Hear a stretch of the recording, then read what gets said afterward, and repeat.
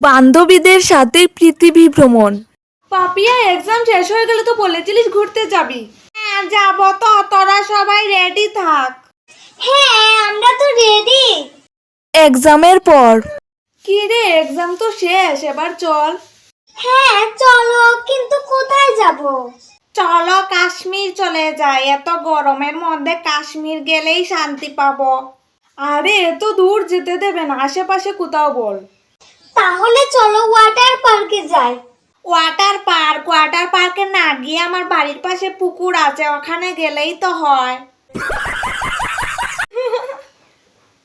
আরে আরে শুন না, সেদিন একটা রিলসের মধ্যে দেখলাম থাইল্যান্ডের একটা রেস্টুরেন্ট, এত সুন্দর, পুরো স্বর্গের মতো লাগছে। স্বর্গ? ও বুঝেছি, তুই বুঝি কালকে স্বর্গে গিয়েছিলি।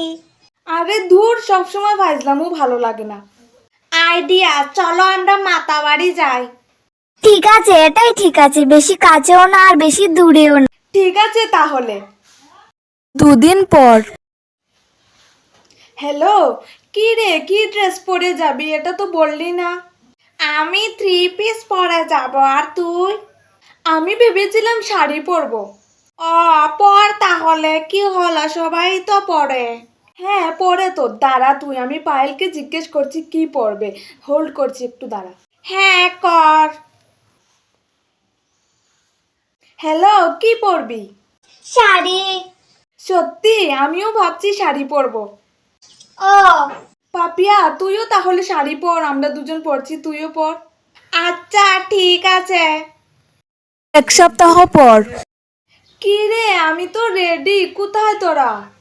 আমি যাব না রে, আমার বাড়ি থেকে না করে দিয়েছে। ঠিক আছে রাখ। হ্যালো, কোথায় তুই? আমি শাড়ি পরে বসে আছি। কেন? প্রচন্ড মাথা ব্যথা করছে আমার, 1 ঘন্টা অপেক্ষা কর। ঠিক আছে। 1 ঘন্টা পর কোথায়? আমি যাব না রে। কি? স্বপ্ন এবার হয়ে যাবে বেলা সত্যি। এতদিন ধরে এত অপেক্ষা, রাস্তার কত সস্তা হোটেলে বদ্ধ কেবিন, हे प्रभु हे हरि राम कृष्ण जगन्नाथ। বন্দি দুজনের রুদ্ধশ্বাস, কত প্রতীক্ষা।